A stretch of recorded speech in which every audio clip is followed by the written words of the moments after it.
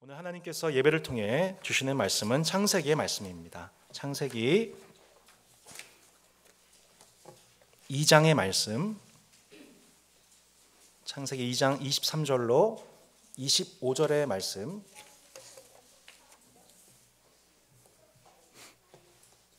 세 절입니다. 한 절씩 교독하시고 마지막 절은 합독하시겠습니다. 아담이 이르되 이는 내 뼈 중에 뼈요 살 중에 살이라. 이것을 남자에게서 취하였은즉 여자라 부르리라 하니라. 이러므로 남자가 부모를 떠나 함께 읽겠습니다. 아담과 그의 아내 두 사람이 벌거벗었으나 부끄러워하지 아니하니라. 아멘. 때는 작년 2019년도 5월 어느 날이었습니다. 갑자기 제 아들이 급하게 문을 열어 제끼며 집에 들어와 아주 흥분한 모습으로 제 아내에게 소리쳤습니다. 엄마, 나도 학원 보내줘! 나도 학원 보내줘!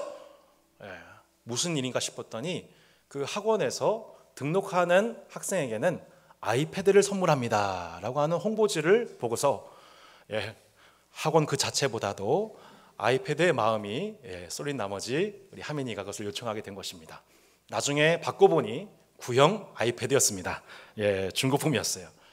아이패드가 이 집에 도착하는 순간부터 문제는 시작이 되었습니다. 이제 하민이뿐만 아니라 하율이도 나도 아이패드 쓸래. 그렇게 양자 갈등이 계속 시작이 되었습니다. 결국 2019년도 5월 19일 긴급 가족 이사회가 소집이 되었습니다. 장시간에 걸친 자기 입장 표명의 시간과 갑론을박의 시간을 통해 역사적인 제1차 어린이 아이패드 사용 규약을 정리하게 되었습니다. 첫째, 어린이용 유튜브만 본다. 둘째, 공개된 장소에서만 활용한다. 셋째, 선숙제 후 엄마에게 허락받은 후 활용한다. 넷째, 수요, 금요, 주일 예배 시간은 최우선으로 여긴다. 규약을 어기는 경우는 다음과 같다. 첫째, 1시간 활용 이후 시간을 늘려달라고 떼를 쓰거나, 둘째, 시청 도중 두 사람 간에 다툼이 일어났는데 적절하지 않은 태도를 보인 경우, 셋째, 숙제를 미리 하지 않거나 성실하지 않은 생활 태도를 보일 경우 아이패드 시간 사용을 제한하며 이를 반복할 경우 아이패드 사용을 제한합니다. 위 규약에 대하여 숙지하였고 동의합니다. 2019년도 5월 19일 계약자 손하민, 손하율 바로. 이후 몇 번의 아이패드 압류 사태가 있었지만 지금까지 이 규약을 신실하게 이행하고 잘 사용하고 있습니다. 오늘 읽은 본문 말씀은 지난주일 설교 맨 마지막 9절부터 시작이 됩니다. 아담이 이르되 이는 내 뼈 중에 뼈요 살 중에 살이라. 이것을 남자에게서 취하였은즉 여자라 부르리라 하니라. 여러분 궁금하지 않아요? 지난주일 본문 말씀이었는데, 자, 여러분 하나님께서 아담의 옆에서 하와, 아담의 옆 뼈와 살에게서 여자가 나왔습니다.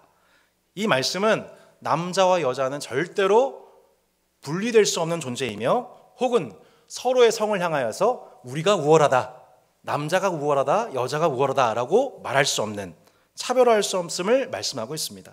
그런데 내 뼈 중에 뼈요 살 중에 살이로다 라고 하는 구절에 대해서 구약의 한 유명한 구약학자 월터 브루그만 박사님은 독특하게도 뼈와 살은 약속의 당사자들 간의 언약 관계를 표현하는 것이다. 뼈와 살이 뭐라고요? 언약 관계를 설명하는 문학적 표현이다 라고 그렇게 해석을 했습니다. 구약의 한 예를 들어볼까요? 사무엘하 5장 1절 말씀에 이런 표현이 나옵니다. 이스라엘 모든 지파가 헤브론에 이르러 다윗에게 나와 이르되 보소서 우리는 왕의 한 골육이니이다. 우리는 한 골육이니이다. 우리는 한 뼈, 한 몸에서 나온 집안입니다. 한 지파입니다. 우리는 서로에게 적대하지 않고 언약 관계를 맺은 그런 관계입니다 라는 것을 쓸 때에 어떤 표현 써요? 골육, 뼈와 살, 이것을 고백한 것이죠. 마찬가지로 남자의 몸에서 여자가 나왔을 때 남자 입술에서 이는 내 뼈 중에 뼈요 살 중에 살이라고 노래한 것은 남자와 여자의 관계가 어떤 관계이다? 언약적 관계이다. 것을 표현한다는 것입니다. 자, 왜 남자와 여자가 언약적 관계인가에 대해서 그 다음 구절도 이를 증명합니다. 24절 말씀. 이러므로 남자가 부모를 떠나 그의 아내와 합하여 둘이 한 몸을 이룰지로다. 자, 여기서 최초로 어떤 단어가 등장합니까? 부모라는 단어가 등장하죠. 그 부모를 떠나는 두 자녀, 남자와 여자가 등장합니다. 곧 남편과 아내이지요. 자, 아담과 하와를 떠나는 자녀들, 후손들의 결합을 통해 인류는 이제 생육하고 번성하게 됩니다. 여러분, 창세기 2장에서 하나님께서 창조하신 7가지를 설명드렸죠? 기억하십니까? 아담, 에덴, 노동, 율법, 하와, 그리고 오늘 2가지, 가정과 성을 하나님이 창조하십니다. 이 7가지를 창조하시고 하나님 보시기에 심히 좋았다, 이렇게 표현하시는 것이죠. 그런데 이 가정과 성을 창조하실 때에 인간이 해야 될 역할이 있습니다. 남자와 여자가 해야 될 역할이 있어요. 그게 뭐예요? 부모를 떠나는 거예요. 부모를 떠나야만 가정과 또 성을 통해서 인간이 생육하고 번성하게 되는 것이죠. 그런데 여러분, 놀랍게도 이 떠난다라는 단어, 부모를 떠나다라고 하는 이 단어가 놀랍게도 구약에서 이스라엘이 하나님과의 언약을 깨뜨리다. 뭐라고요? 하나님과의 언약을 이스라엘이 깨뜨리다 할 때에 등장하는 단어가 뭐냐면 떠나다라는 단어입니다. 그러니까 문자적으로 해석하면 뭐예요? 남자가 뭐예요? 부모와의 언약을 깨뜨리고 한 몸을 이룬다. 여러분, 현대 한국 사회도 마찬가지지만 고대 근동 사회에서도 한 자녀를 기르기 위해 또 한 자녀를 출가시키기 위해서 부모는 막대한 재정을 투여합니다. 그래서 결혼 이후에도 자녀에 대한 부모의 영향력은 매우 막강한 것입니다. 그런데 성경에서는 결혼을 부모와의 언약을 깨고 새로운 언약을 맺는 과정으로 설명하고 있다는 거예요. 부모에 대한 충성 대신 새로운 인생의 동반자와 더불어서 언약을 세우는 것, 이걸 뭐라고 해요? 결혼이라고 한다는 거예요. 여러분, 부모를 떠난다, 부모와의 언약을 깨뜨린다고 해서 부모를 등지거나 부모를 소외시키거나 마치 고려장처럼 부모를 버린다의 의미는 아닙니다. 왜냐하면 우리 훗날 출애굽기에서 보게 되겠지만 10계명 중 5계명, 내 부모를 공경하라 는 말씀에 의해서 이 부모를 떠난다, 부모의 언약을 깨뜨린다 하더라도 부모를 공경하는 율법은 또 다른 차원에서 언약으로 인간에게 주어지기 때문인 것이죠. 그래서 유대인들은 부모를 공경하는 것은 곧 하나님을 경외하는 것과 같다. 자, 10계명 중에 5계명의 부모를 공경하라입니다. 근데 1부터 4가 뭐예요? 하나님께 대한 공경이죠. 근데 놀랍게도 이 인간 공경이 시작되는 이 5계명서부터 가장 첫 번째 되는 인간의 계명이 뭐예요? 부모 공경입니다. 유대인들은 돌판을 2개로 만들었어요. 두 개로 나누어서 가르쳤습니다. 한쪽에는 하나님 공경, 두 번째는 인간 공경, 인간을 사랑. 근데 놀랍게도 1부터 4가 아니라 1부터 5까지 한 돌판에 넣었습니다. 무슨 뜻이에요? 부모 공경하는 것은 곧 하나님을 섬기고 경외하는 것과 같다 하여 유대인들은 그 한쪽의 돌판을 1부터 4를 기록하지 않고 5까지 기록했던 것입니다. 백석대 송병현 교수님께서 이 부분을 이렇게 가르치셨어요. 자녀 여러분 부모님 살아계실 때에 여러분 할 수 있는 대로 효도하십시오. 선물하십시오. 용돈 드리십시오. 그렇게 해서 여러분 손해보는 부분에 대해서는 하나님께서 반드시 몇 갑절로 채우실 것입니다. 우리 한 분만 아멘 하셨습니다. 부모님만 아멘 하셨습니다. 자녀들이 아멘해야 됩니다. 사랑하는 여러분, 지금 결혼을 하셨든지 그렇지 않았든지 여러분들의 부모님이 건강하게 살아계실 때에 부모님을 공경하고 조금 무리가 되다 하더라도 구체적인 물질로 사랑을 표현하시기를 바랍니다. 생활에 조금 지장이 될 만큼 약간은 우리가 부족하다, 힘들다 할 만큼. 그런데 하나님 어떤 분이라는 거예요? 그거 보시고 하나님이 그래 그렇게 힘들게 살아, 절대로 하나님 그렇게 내버려두는 분이 아니라는 거예요. 여러분 결단코 하나님이 몇 배로 갚아주실 줄로 믿습니다. 왜요? 약속이 있는 첫 계명이기 때문에. 사도 바울이 뭐라고 했어요? 이것은 약속이 있는 첫 계명이다. 자, 5계명인데 왜 첫 계명이라고 얘기해요? 한마디로 부모를 공경하는 것이 하나님을 섬기는 것과 같다. 첫 계명이다. 크고 첫째라는 계명이다. 사랑하는 여러분, 하나님께서는 결혼이라고 하는 언약뿐만 아니라 이 부모를 공경하는 것을 통해 이 땅에서 우리가 잘되고 장수한 은혜를 체험하도록 또 다른 언약을 우리에게 허락해 주셨습니다. 여러분, 이 땅에서 잘되고 여러분 장수하는 축복 누리시기를 주의 이름으로 축복합니다. 자, 그런데 이렇게 부모를 떠나 새로운 인생의 동반자와 더불어서 새로운 언약을 맺는 일, 곧 결혼, 언약에 대해서 시간이 흐른 뒤에 한 사도가 놀랍게 하나님의 비밀을 발견하고 이렇게 얘기했습니다. 에베소서 5장 30절로 33절 말씀, 오늘의 히든 본문입니다. 자, 에베소 5장 30절로 33절의 말씀을 우리 함께 읽도록 하겠습니다. 시작. 우리는 그 몸의 지체임이라. 그러므로 사람이 부모를 떠나 그의 아내와 합하여 그 둘이 한 육체가 될지니 이 비밀이 크도다. 나는 그리스도와 교회에 대하여 말하노라. 그러나 너희도 각각 자기 아내 사랑하기를 자신같이 하고 아내로 자기 남편을 존경하라. 아멘. 지금 누가요? 사도 바울이 에베소서 5장에서 한 가지 비밀을 얘기를 해요. 사람이 부모를 떠나 그의 아내와 합하여 그 둘이 한 육체가 되는 것. 창세기 읽은 오늘 2장 23절로 25절 말씀이죠. 이 말씀을 인용하면서 이 비밀이 크도다 하면서 나는 무엇과 무엇에 대하여 말한다라고 이야기하고 있습니까? 그리스도와 교회에 대하여 이 비밀을 말한다. 이 비밀이 크다라고 합니다. 자, 남편과 아내의 연합, 곧 결혼 관계를 통해서 궁극적으로 하나님께서 우리 신약 성도들에게 말씀하고자 하시는 하나님의 비밀이 있어요. 이 결혼 관계가 누구와 누구와의 관계와도 같다는 거예요. 남편과 아내의 관계가 누구와 누구요? 그리스도와 교회의 관계와도 같다. 자, 그렇다면 그리스도와 교회의 관계가 어떠해야만 하는가에 대해서 좀 더 말씀을 봐야죠. 에베소 5장 22절로 25절 말씀을 PPT 보시면서 한번 읽어보겠습니다. 시작. 아내들이여 주께 하듯 하라. 인 남편이 아내의 머리 됨이라. 그래서 교회의 머리됨과 같으니 그가 바로 몸의 구주시니라. 그러므로 교회가 그리스도에게 하듯 아내들도 범사에 자기 남편에게 복종할지니라. 남편들아, 아내 사랑하기를 그리스도께서 교회를 사랑하시고 그 교회를 위하여 자신을 주신같이 하라. 아멘. 자, 남편과 아내의 그 비밀이, 관계의 비밀이 그리스도와 교회의 비밀이다. 관계가 그 비밀이다라고 하죠. 그러면서 그리스도께서 교회를 사랑하시고 교회는 그리스도에게 복종하는 양자의 언약 관계처럼 가정에서도 그와 같이 남편은 아내를 사랑하고 아내는 남편에게 순종함을 언약적으로 지켜가야 한다는 것을 말씀하고 있습니다.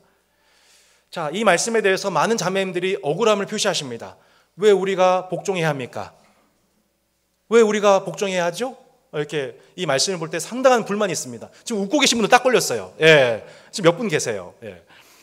그런데 성경의 앞뒤 맥락을 보면, 자세히 읽어보면 이게 그렇게 쉽게 얘기할 부분이 아니라는 것을 보게 됩니다. 그 앞에 있는 에베소 5장 21절 이렇게 나와 있습니다. 뭐라고 나와 있어요? 그리스도를 경외함으로 피차 복종하라. 그리스도를 경외함으로 뭐라고요? 피차 복종하라라는 말씀 아래에서 지금 복종과 사랑의 관계가 나옵니다. 자, 그 말씀 또 앞에는 어떤 말씀이 나왔냐? 한 구절만 더 읽어보겠습니다. 시작. 술 취하지 말라. 이는 방탕한 것이니 오직 성령의 충만함을 받으라. 제가 오늘 에베소서 전체를 얘기할 수는 없지만 에베소 5장 15절부터 21절이 한 단락인데 그 한 단락의 메인 핵심되는 문장이 뭐냐면 성령 충만 받으라예요. 근데 성령 충만 받는 비결에 대해서 사도 바울이 앞뒤로 몇 가지 분사 구문을 통하여 설명하고 있어요. 예, 주의 뜻이 무엇인지 이해하면서 시와 찬미와 신령한 노래로 노래하면서 그리고 맨 마지막으로 뭐예요? 그리스도를 경외함으로 서로 복종하면서 뭐하라? 성령 충만 받으라. 이렇게 나와 있습니다. 그러니까 그리스도를 경외함으로 피차 복종하라 라고 얘기한 다음에 그 예시가 뭐예요? 남편과 아내. 그리고 좀 더 내려가면 뭐가 나오냐면은 부모와 자녀. 세 번째, 종과 상전. 그리스도를 경외함으로 피차 복종하라. 어떤 관계 속에서? 남편과 아내와의 관계 속에서, 부모와 자녀와의 관계 속에서, 종과 상전과의 관계 속에서. 이걸 얘기하고 있는 거예요. 그러니까 절대로 일방적으로 복종을 강요하고 있는 것이 아니라, 일방적인 것이 아니라 복종은 상호적인 거예요. 관계적인 거예요. 피차예요. 여러분, 창세기가 쓰였던 고대 근동이나 에베소서가 쓰인 사도 바울의 시대나 여성이나 어린이나 종은 온전한 인간 대접을 취급받지 못했어요. 죄송하게도. 일방적으로 복종해야 하는 관계였어요. 그런데 바울이 역설적으로 뭘 얘기하고 있어요? 남자와 여자든 부모와 자녀이든 종과 상전이든 뭐하라? 피차 복종하라. 혁명적인 가르침이죠. 여러분 생각해 보세요. 오히려 남편은요, 아내에 대한 더 큰 복종을 해야 돼요. 더 큰 책임을 해야 돼요. 그리스도께서 교회에게 자신을 주신 것 같이 하라고 나와 있어요. 형제분들 아멘이십니까? 아무도 아멘 안 하잖아요. 얼마나 이게 좀 싫으면, 얼마나 피 흘리기 싫으면, 십자가 지기 싫으면 벌써 우린 느낀다고요. 그래서 그 앞에 구절만 좋아하잖아요. 복종하라 나와 있잖아. 이렇게 얘기한 것만 좋아한단 말이죠. 예, 이 말씀은 한국계 모든 권위주의적인 모든 남성들이 다 좋아하는 말씀이에요. 그러나 그 아래 있는 말씀은 안 좋아하죠. 안 읽어요. 예. 그리스도께서 교회에게 자신을 주신 것 같이 해야 돼요. 예수님이 교회에게 뭘 주셨어요? 몸 주셨잖아요. 피를 내어주셨잖아요. 살을 내어주셨잖아요. 모든 거 내어주셨어요. 왕이신 예수님이, 왕이신 주님이 스스로 종이 되셨어요. 예. 왕이신 그분이 종이 되셔서 인간을 섬기셨어요. 마치 그런 것처럼 아내를 섬기라는 거예요. 여러분, 그런 형제에게 복이 있을 줄로 믿습니다. 네, 자매들만 아멘하고 있습니다. 네, 놀랍습니다. 이 설교가 어떻게 진행될지 모르겠어요. 여러분, 남편이 아내에게 종이 되라고, 또 반대로 아내도 똑같이 그 남편에게 종이 되라고 가르치는 세상에, 이런 가르침이 세상에 어디 있습니까? 여러분, 우리는 성령으로 충만해졌다는 것을 어디 기도원이나 집회 가서, 대형 집회 가서 감동받고 눈물 흘리고 나 성령 충만 받았어, 이걸 성령 충만이라고 얘기를 하죠. 간증합니다. 근데 놀랍게도 집에 가서는 또 아내와 싸우고, 또 자녀와 싸우고, 또 직장 가서는 갑질하고, 상전으로서 갑질하고. 여러분, 이건 성령 충만이 아니죠. 조나단 에드워즈의 신앙 감정론을 읽어보십시오. 아무리 우리를 흥분케 하는 감정이 있다 하더라도 우리의 감정이 정말로 성령 충만인지 아닌지는 분별되어야 됩니다. 신앙 감정론 꼭 읽어보시기 바랍니다. 이건요, 그거는 성령 충만이 아니에요. 그거는 감정 충만이에요. 오히려 사도 바울이 뭘 가르치냐? 우리가 성령으로 충만해지는 비결이 있다. 우리가 성령으로 충만해진 장소가 있다. 그거는 교회만이 아니다. 여러분, 우리가 언제 성령 충만 받는 줄 아세요? 우리 오순절 성령 강림 때처럼 초대 우리 기도의 자리에 모여서 주여 외치고 기도하는 장소만 성령 충만 받는 게 아닙니다. 그리스도를 경외함으로 피차 복종하는 남편과 아내가 서로 사랑하는 그 가정에서, 자녀를 주의 교훈과 양육으로 가르치는 그 장소, 또 자녀가 부모를 공경하는 그 장소, 가정에서 여러분, 우리는 성령으로 충만해진 줄로 믿습니다. 상전이 종에 대해서 막대하지 않고 갑질하지 않고 그 사정을 살피는 그 장소, 또 종도 상전을 경외함으로 존경할 때에 그 직장이 성령 충만 받는 장소가 될 줄로 믿습니다. 꽤 오래전에 성복중앙교회에서 임직자 선거, 제 기억이 2012년도쯤이 아니나 싶습니다. 벌써 8년이 되었죠. 임직자 선거를 앞두고서 교육자 회의에서 어떻게 하면 잘 선거를 할 수 있을 것인가, 어떻게 하면 정말 하나님 일꾼들을 세울 것인가, 이것을 고민하고 기도한 시간이 있었습니다. 그때 제가 이런 제안을 하게 됐습니다. 만약 그분이 교회를 대표하는 장로님, 또 교회를 대표하는 안수집사님, 권사님이라면 그분은 반드시 가족과 외인에게서 칭찬받는 자여야 합니다. 추천서를 받아야만 합니다. 그래서 실제로 가족 중에서 우리 남편, 우리 아내에 대한 추천서, 직장에서 우리 장로님, 권사님에 대한 추천서, 그 한 통씩 받지 못하면은 후보로 오를 수가 없었습니다. 그 근거가 무엇일까요? 디모데전서 3장 2절은 증거합니다. 그러므로 감독은 책망할 것이 없으며 한 아내의 남편이 되며. 전 총각 때 이 말씀의 의미를 몰랐어요. 한 아내의 남편이 되며. 이것이 얼마나 중요한 것인가. 또 이런 말씀이 있습니다. 자기 집을 잘 다스려 자녀들로 모든 공손함으로 복종하게 하는 자라야 할지며, 사람이 자기 집을 다스릴 줄 알지 못하면 어찌 하나님의 교회를 돌보리요. 그 다음 구절, 또한 외인에게서도 선한 증거를 얻은 자라야 할지니 비방과 마귀의 올무에 빠질까 염려하라. 마지막, 집사들은 한 아내의 남편이 되며 자녀와 자기 집을 잘 다스리는 자일지니. 디모데전서 3장을 보십시오. 교회를 다스리는 감독과 집사의 자격은 결코 교회에 대한 충성심이 아닙니다. 얼마만큼 교회에 헌신 봉사하냐가 아닙니다. 철저하게 인격과 관계 속에서 드러난 열매, 무엇보다도 어디에요? 가정에서. 여러분 가정에서 여러분 남편과 여러분 자녀들이 여러분 인정해주지 않는다면, 저 또한 마찬가지죠. 제가 목사인데 집에서 제 아내가, 새 자녀가 아빠는 목사 같지 않아? 주여. 주여죠, 주여. 혹은 외인이, 나와 관련 맺고 있는 이웃 주민들이, 혹은 직장 생활의 동료가 에게서 칭찬을 받는 자가 아니라면 아직은 그 사람은 교회의 리더가 될 자격이 없다. 헌신도를 보고, 헌금을 보고, 충성도를 보고 교회의 임직자를 세우게 되면 여러분 교회는 세속화될 수밖에 없습니다. 그것은 결코 성경이 지지한 바가 아닙니다. 남편과 아내와 관계 속에서, 부모와 자녀의 관계 속에서, 직장 생활 속에서 여러분 성령으로 충만해지게 하여 그리스도를 경외함으로 피차 복종하는 나날이 되시기를 주 예수 이름으로 축복합니다. 특별히 남편과 아내의 관계 속에서 성도다워지는 비밀이 있다는 거예요. 뭐라고요? 여러분이 거룩해지는 비결, 여러분이 하나님의 사람으로 단련되어지는 비결은 놀랍게도 가정이 있다는 거예요. 26절, 27절 말씀 한번 읽어보시겠습니다. 26절, 27절 PPT 보십시오. 시작. 이는 곧 물로 씻어 말씀으로 깨끗하게 하사 거룩하게 하시고 영광스러운 교회로 세우사 티나 주름 잡힌 것이나 이런 것들이 없이 거룩하고 흠이 없게 하려 하심이라. 뭐라고 그래요? 하나님께서 자기 앞에 영광스러운 교회로 세우신대요. 남편과 아내를.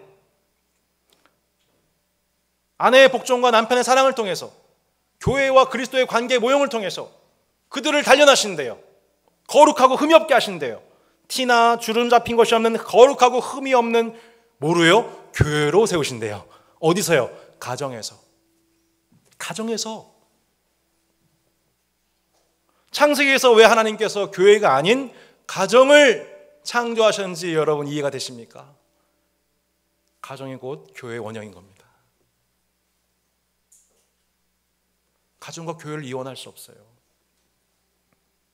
가정이 곧 하나님의 언약 공동체예요. 가정이 교회의 원형이에요. 남편과 아내의 결합은 단순한 육체적, 생물학적 결합에만, 가문적인 결합에만 목적이 있는 것이 아니죠.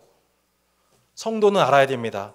남녀를 성도로 온전케 하며 하나님의 교회로 세우시는 축복의 통로가 가정이라는 것을, 바로 그 일을 위해서 남편이 부모를 떠나 아내와 합하는 결혼의 질서를 주셨다는 것을.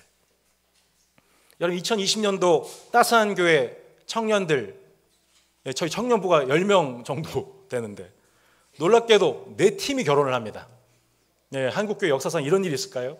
이렇게 60명 자그마한 교회 안에서 4팀이 결혼을 해요. 어떤 형제가 그랬습니다. 저한테. 목사님, 저희 교회 청년부에 비전이 있습니다. 무슨 비전입니까? 해체입니다. 저희 청년부의 비전은 해체되는 것입니다. 해체되는 것입니다. 여러분 그렇습니다. 해체되어서 각 가정에 교회를 세우는 거 청년부의 주 목적 중 하나인 것 같아요.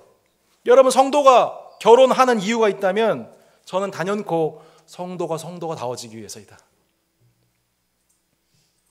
우리가 결혼해야 되는 이유가 있다면 성도가 다워지기 위해서이다. 거룩하고 흠이 없는 교회로 서기 위해서이다. 반대로 그리스도를 위하여 독신을 선택하는 경우도 있죠. 결국 교회래요. 결혼을 하든 결혼을 하지 않든 그것은 다 그리스도의 영광을 위해서입니다. 여러분 자유롭게 선택하시길 바랍니다. 그러나 부모를 떠나 새로운 인생의 동반자와 더불어 그리스도와 교회의 언약의 비밀이 무엇인지를 경험하게 된다는 점에서 결혼을 권장하고 싶습니다. 자녀의 출산, 이것 또한 강요나 의무는 아닙니다. 어떤 이에게는 자녀를 많이 줄 수도 있고 혹은 주시지 않을 수도 있습니다. 입양으로 자녀를 잡을 수도 있습니다. 혹은 해외의 자녀를 지원할 수도 있습니다. 국내 고아를 돌볼 수도 있습니다. 그러나 여러분 꼭 그렇게 자녀를 품으시기를 바랍니다. 왜냐하면 하나님께서 이렇게 부모와 자녀의 관계를 통해 하나님 아버지께서 왜 우리를 자녀 삼으셨는지 기쁨을 알게 되기 때문이죠. 자녀의 성장하는 모습 보면서 하나님께서 우리가 성장할 때 이렇게 기쁘시는구나 우리가 알게 되기 때문입니다. 그리고 자녀가 출가할 때, 저는 아직 모르지만 자녀가 출가할 때에 하나님 앞에 가장 귀한 것을 하나님께 헌신하는 그 헌신의 의미가 무엇인지 부모가 인간으로서 아담과 하와로서 알게 되기 때문인 것입니다. 이뿐만이 아니죠. 새로운 언약의 두 당사자된 이 두 사람 배우자와 더불어 기쁠 때나 슬플 때나 부한 때나 가난할 때나 예쁘고 잘생겼거나 또 이제 피부에 주름이 진다 할지라도 몸에 살이 찐다 할지라도 외부의 유혹이나 내부의 변화가 있을 때에도 변함없이 그 약속, 그 언약을 지켜내기 위한 사투가 진행되죠. 그 과정을 통해 우리가 뭘 비로소 알게 됩니까? 하나님이 나와 더불어 언약을 맺으시고 나는 이 언약에 대해서 신실하지 못한데 우리 하나님은 세상 끝날까지 이 언약을 변치 않고 신실하게 이행하시는 참 신실하신 분이시구나. 하나님의 언약적 신실하심을 우리가 비로소 알게 됩니다. 이 모든 인생의 비밀, 사도 바울이 비밀이라고 했습니다. 비밀. 이 비밀이 담겨진 것이 결혼 언약이라는 것입니다.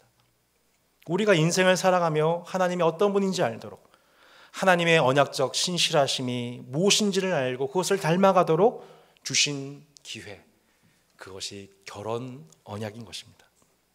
하민이 하율이가 저와 더불어서 규약을 정하고 계약하면서 그 약속을 책임 있게 지켜가는 당사자가 되기를 바라는 부모의 마음처럼 하나님께서는 그렇게 인간과 더불어 언약을 맺으시고 그 언약적 책임을 지켜가기를 바라셨습니다.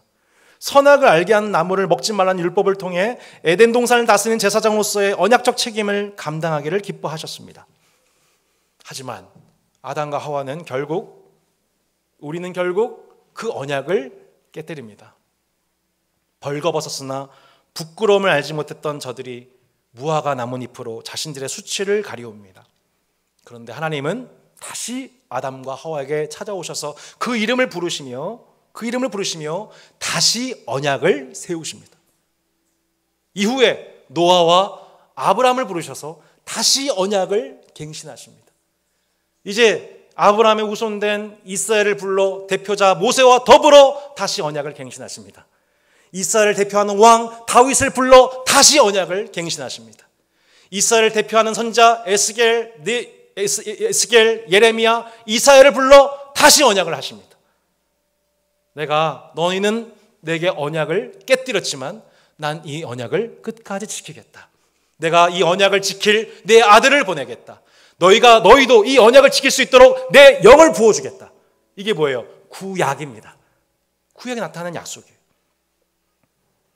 마침내 하나님께서는 이 모든 하나님의 언약을 성취하실 하나님의 아들 예수 그리스도 이 땅에 보내오셨습니다. 예수님께서는 구약의 그 모든 예언을 그분의 신실하신 삶과 십자가의 죽음과 부활로서 성취하시고 그 모든 하나님의 언약을 지켜내셨습니다. 그리고 신약교회, 곧 예수님의 신부로 부름받은 교회를 일으키시며 약속하신 성령을 하나님께로부터 받아 선물로 우리에게 허락하여 주셨습니다. 할렐루야. 그런데 이 모든 언약의 성취의 비밀을 오늘 본문이 설명하고 있다고 사도 바울이 창세기 2장 23절로 25절 말씀을 주목한 겁니다. 다시 오늘 본문을 보십시오. 남자가 부모를 떠나 그의 아내와 합하여 둘이 한 몸을 이룰지니라. 자, 이 본문을 새롭게 보십시오. 이 본문이 누구와 누구의 비밀을 담고 있다? 그리스도와 교회의 비밀을 담고 있다. 신약의 조명하에 이제 이 본문은 새롭게 해석이 됩니다. 예수님께서 부모 하나님을 떠나 그의 아내 곧 그의 교회와 합하여 그 둘이 하나가 되었다. 다시요. 남자가 그의 부모를 떠나 여자와 합하여 한 몸이 되는 것은 신약적으로 보면 뭘 얘기하고 있는 것입니까? 예수님께서, 신랑 되신 예수님께서 하나님 아버지 품을 떠나 이제 그 언약의 대상이 되는 에제르, 신약 교회와 더불어 한 몸이 되셨다. 결혼하셨다. 언약을 맺으셨다. 는 것을 말씀하고 있는 놀라운 비밀인 것입니다. 사랑하는 성도 여러분, 우리가 예수 그리스도와 합하여 예수 그리스도, 우리 신랑과 합한 한 몸 된 신부임을, 또한 신부될 자임을 여러분 진실로 믿으십니까? 예수 그리스도와 합하여 한 몸 된 주님의 택함 받은 신부라는 것을 여러분 진실로 믿으십니까? 신랑 예수와 더불어 한 몸 된 신부된 교회가 누리는 은혜에 대하여 25절 말씀이 마지막으로 이를 증거합니다. 마지막으로 25절 말씀 읽어보겠습니다. 시작. 아담과 그의 아내 두 사람이 벌거벗었으나 부끄러워하지 아니하니라. 아담과 그의 아내 두 사람이 벌거벗었으나 부끄러워하지 아니하니라. 벌거벗고 있으나 부끄러움이 없는 결혼한 신랑과 신부의 관계, 예수님과 주님의 몸된 교회의 관계가 이러한 결혼 언약의 관계와도 같다는 것입니다. 그 둘 사이에는 어떠한 거짓이나 외식이 없습니다. 서로에게 숨겨진 부분이 없고 그 모든 것을 공유하며 모든 진실함으로 사랑하는 관계, 그것이 바로 그리스도와 교회의 관계입니다. 그래서 그 안에는 순전한 연합과 신뢰, 소통과 사랑의 기쁨이 있습니다. 그것이 우리가 믿는 예수 그리스도와 주의 신부된 교회의 관계라는 것입니다. 그 어떤 외부 요소에도 변하지 않고 도리어 굳건해지는 언약 속에 서로에 대한 사랑을 누리며 그 언약을 충성스럽게 지켜가는 두 당사자로서 우리도 세상 끝날까지 주님과 함께 있게 될 줄로 믿습니다. 사랑하는 성도 여러분, 신랑이신 우리 주님이 신부된 교회를 위하여 처소를 준비하시기 위하여 먼저 하늘로 올라가셨습니다. 그리고 그 신부된 우리를 부르시고 어린 양의 혼인잔치, 그 어린 양의 혼인잔치를 열시기 위해서 우리 주님 곧 오실 것입니다.